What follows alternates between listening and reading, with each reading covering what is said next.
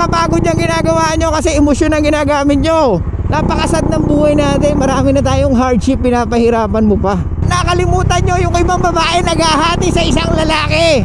The only time na gusto nila lang nice, pag yung sexual market value nila mababa na. Hindi na ganun yung nararamdaman niya sa'yo. Women are only loyal to their feelings. Di ba? Kung basic man babae, edi sana lahat ng lalaki masaya. Dahil sa ganda niya, dahil sa mabuti niyang legs, kaya kanyang paikutin.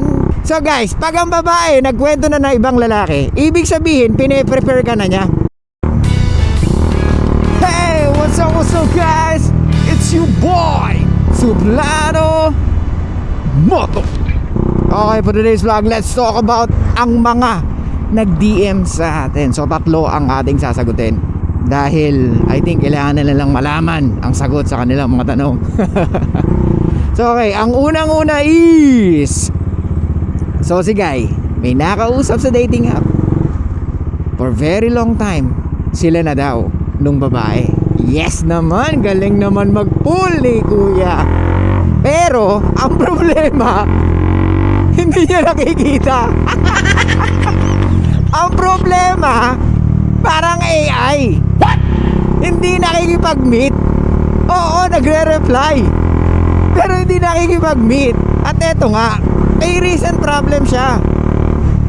Dahil hindi nakikipagkita si girl, may nakwento si girl na ibang lalaki. So guys, pag ang babae nagkwento na ng ibang lalaki, ibig sabihin, pine-prepare ka na niya na pwede niya magustuhan yun. Kaya ang tanong niya daw doon sa babae, may pag-asa daw ba yung guy na kinakausap niya? The moment na kinuwento niya na sa'yo, she's preparing you for what's going to happen. Kasi hindi niya naman babanggitin yun eh. So yun nga, ire-reject daw ba ni girl yung bagong guy na dumidiskarte sa kanya? Brad, hindi ko alam. Tayo mga lalaki, pumapayag tayo sa sitwasyon nila. Unang-una, pag ikaw na naghahabol, ibig sabihin, na-frame ka na niya sa gusto niya. Kaya nga maraming babae ang hindi attracted sa mga kalalakihan dahil sa mga ganyang behavior natin. Nagiging aso nila tayo. Paano mo masasabi na isa kang leader or pwede kang maging leader ng relationship kung doon pa lang sa sitwasyon na yun, pumapayag ka? Tayo ang gatekeeper ng relationship. Mga Brad, ang tatanga naman natin, oh. Pumapayag tayo ng ganun. Kaya maraming babae, hindi tayo nire-respeto. It's because dahil sa ganda niya, dahil sa mabuti niyang legs, kaya kanyang paikutin. Anong utak meron tayo? Tapos iiyak-iyak ka sa social media na ganito ang mga babae. Kaya nga eto na si Suplano Moto. Sasabihin ko na sa inyo nga, sinasabi ko na nga sa inyo kung ano women nature. Diba? Women love opportunistically and men love idealistically. Okay?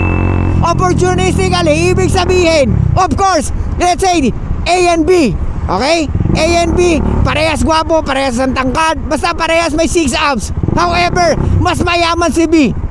Tingin mo, sino mas pipiliin niya? Di ba? Parehas na itsura, same features ng face. Mapanga, matango silong, matangkad, brown ang eyes. O gusto mo blue pa yung eyes. Oh, tingin mo, sino pipiliin niya? Lagi niyang pipiliin kung sino yung mas lamang.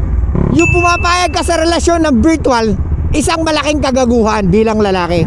Unang-una, masyado kang emosyonal kasi pumayag ka sa ganun. Unang-una, tayo ang logical, tayo ang rasyonal mag-isip. Gets mo? Binigyan tayo ng ganitong utak.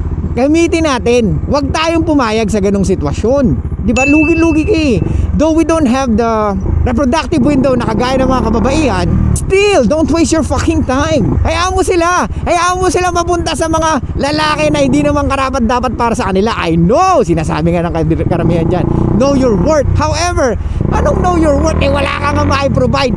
Hanggat hindi ka nakaka-full ng EA, ibig sabihin, hindi mo alam kung worth it ka o hindi. Guess mo?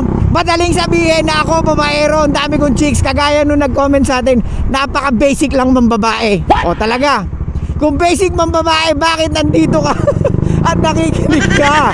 Di ba? Kung basic mang babae, edi sana lahat ng lalaki masaya. Gets mo? Hindi mo kailangan Hindi mo kailangan manood kay Suplado Moto. Hindi mo kailangan manood ng ibang vlogger. Kung talagang totoong ang pampababae ay basic lamang. No, it's not. And it's really fucking hard. Kahit nasa iyo na ang lahat, kahit Daniel Padilla ka na, iiwanan ka pa rin, kagaya ng ginawa ni Catherine Bernardo. Gets mo? Bro, hindi ka ginusto ng babae dahil mayaman pogi ka. Yes, that's part of the component. However, sinagot ka niya or ginusto ka niya or gusto ka niyang karelasyon because on how you make her feel. Ngayon kung nag-entertain pa siya ng ibang lalaki, then ibig sabihin hindi mo na siya kayang i-frame. So ibig sabihin, it's not the same way anymore, or it's not the same feelings anymore. Gets mo? Kaya Brad, tigilan mo yan. Hindi lang masasabi ko sa'yo, wala akong dapat ipaya sa'yo dahil malaking kalokohan na makipag-girlfriend ka sa isang virtual na hindi mo nga alam kung sino yan. Diba? Susunod dyan, mangyayari na ng pera yan. Anyway, muna tayo sa isa. So yung isa naman Brad, long distance relationship, grabe. Long distance relationship, eto si guy umuwi para doon sa babae. Natulog daw yung babae sa kanila at natulog din siya doon sa babae dahil pinayagan sila ng mama ng babae. However, sinabi ng babae na hindi na ganun yung nararamdaman niya sa kanya. Wow. Pero mo nag-effort ka, di ba? Ulitin ko. Men love idealistically, women love opportunistically. Bro, sinabi mo na uubos ka na. Tsaka ito pa. So meron siyang tatlong sinabi sa akin. Ang pinaka natatandaan ko, nilagay daw siya sa friendzone ng babae. Despite of what he was done para daw sa babae, kumbaga talagang gumawa siya ng way or nagput ng effort para magkita sila uli. Pero wala pa rin. So bro, same thing. Ito masasabi ko, hindi na ganun yung nararamdaman niya sa'yo. Women are only loyal to their feelings. Okay? Pag yun na nagbago, wala na mangyayari. Okay? Kaya nga magugulat ka, maraming kriminal na nakakulong pero yung relationship nila tuloy-tuloy pa rin. Why? Because yung criminal na yon can make her feel something. Diba? Kaya nga Brad, yung pagiging nice, hindi talaga makakatulong sa atin. Gets mo? The only time na gusto nila lang nice, pag yung sexual market value nila mababa na. However, gugustuhin mo ba yung ganun? Yung mga lalaki dito na finally after 5 years naging kami uli, ulul, sineselebrate mo yon? Wala na lang siya talagang options or wala na lalaking pumapansin sa kanya kaya ganun. Yun na nakikita ko kung magiging practical tayo Brad. Kasi ang totoo niyan, kung talaga attracted sa'yo ang isang babae, una pa lang, she will find a way na manotice mo siya or maramdaman mo yun. Gets mo? Kaya nga always choose the girl na talagang sasabihin niya sa'yo how much she likes you or ipararamdam niya sa'yo how much she likes you. Huwag kang pumili ng babae na yung paglalaroan yung sitwasyon mo. Karamihan ganito kasi may mga babae na alam nila na gusto mo sila. So gagawin nila, itetest ka nila na itetest. So, shit test, di ba? O sige, bahala ka. Di ba ba obvious sa'yo na ayoko sa'yo? Parang ganun yung dating. Pero ikaw tong sitang ka, nasa-challenge ka, which is, yun ang gusto natin, di ba? We need to chase, di ba? We need to hunt. We are the hunter. So para pag nahuli natin, yum. Di ba? Tsaka nakuha mo na yung sagot mo, Brad. Sinabi niya na sa'yo na wala na.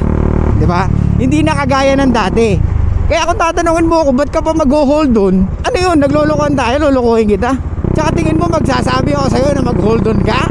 Or i-pursue mo ba? Brad, guys, eto yung sinasabi ko. Lack of options. Lahat kayo may problema sa babae dahil iisa lang ang tinitingnan nyo. Nakakalimutan nyo napakadaming babae. Nakakalimutan nyo yung ibang babae naghahati sa isang lalaki. Masyado kayong clouded ng emotions nyo eh. You are invested so much sa isang babae na walang kayang i-provide. How insanity is that? Wow, English. Ako, pupunayin na naman tayo ng mga ano natin. Nag-English na naman tayo. You keep on doing the same thing and you expecting different result? That's insanity, bro. Do you think being a fucking nice guy, giving everything can makes you difference with other guy? Yeah. Ikaw yung mas ma-take advantage. Nag-aalala ako, babae. So may naliligaw sa kanya. Seaman. So binibigay sa kanya lahat. Kada umuwi, shopping. Talagang kahit saan. Tapos nagano pa sila, binigyan siya, hindi naman siya binigyan ng kondo, kumbaga inupahan ng kondo para doon siya tumira, kumbaga okay, kumbaga provider yung lalaki. However, hindi niya gusto yung lalaki. Kahit kiss sa kamay, sa pisngi, wala. Okay? Kaya nga nagagalit yung mga kaibigan niya tsaka yung mga kapatid niya, bakit hindi yan ang piliin mo? Yan ang lalaking ideal for you kasi itataguyod ka niyan, kasi seaman yan. Pero hindi niya pinili. At ang pinili niya, yung lalaki na walang trabaho. Pinili niya yung lalaki na walang trabaho at naging sila at nagpakasal sila. At meron na silang 2 anak. At pagkatapos ng how many years, etong si Sima nangungulit pa rin. Imagine that. Nakikita nyo guys, this is not on what we can provide most of the time. This is on how can make them feel. Ano yung kaya mong fa-feel sa kanila? Ano yung mararamdaman nila sa atin? Kaya nga hindi natin hawak ang nararamdaman nila. Pero hawak natin yung mga gagawin natin para may maramdaman sila. Tandaan mo guys. Tandaan nyo guys. Retaining a woman. Okay. When it comes to retaining, it's a woman's job to retain the guy. But when it comes to attracting, make sure your woman is still attracted sa'yo. Kahit na dumaan man ang maraming taon or panahon. Doon sila always nagwa-wonder, tama talaga yung pinili kong lalaki. Kahit na wala siyang trabaho, ewan ko ba't love na love ko siya. Di ba? Women are always loyal on how they feel. Kaya guys, doon pa lang, yung sa simple sentences na yun, maintindihan yun eh. Di ba? Yes, oo, may kotse ka. Yes, oo, pogi ka. Pero kung wala naman siya nararamdaman sa'yo, ano gagawin natin? Kahit mag-ipon-ipon pa yung magagaling na vlogger when it comes to dating, hindi ka na matutulungan. Di ba? Come to think of it, you are wasting your time, man. Lack of options. That's why this keep on happening in our life. Napakasad ng buhay natin. Marami na tayong hardship, pinapahirapan mo pa. Kaya tigilan mo na yan. Okay? O next natin, yung isang lalaki, tanong niya, magte-30 na. Tanong niya, ideal daw ba ang 30 years old magkaroon ng anak or okay lang daw ba? So etong lalaki na to, isa lang masasabi ko sa'yo Brad, you are fucking overthinking. Hindi tama yan. 30 na daw siya. Okay lang daw ba magkaanak nun? Of course! Parang iniinsulto mo naman si Big Soto niyan. Brad, 30 years old. Ang sabi niya, paano yun? Pag 45 na ako, di 15 years old na yan ako. So?